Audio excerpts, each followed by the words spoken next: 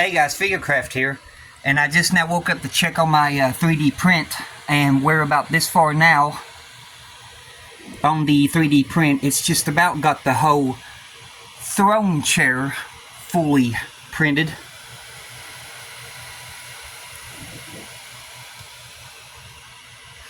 And we're on about, sorry about that, turn this off. We're about 43 hours and 30 minutes, 73% complete. So it's getting there. You can see here it's still trying its best to pull loose from the bed plate, but hopefully it gets done before it does. We're just about there. And over here,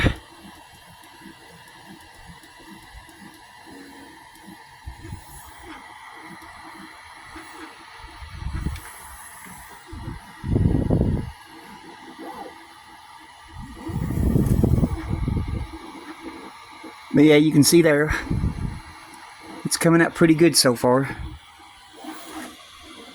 We definitely went through a lot of filament.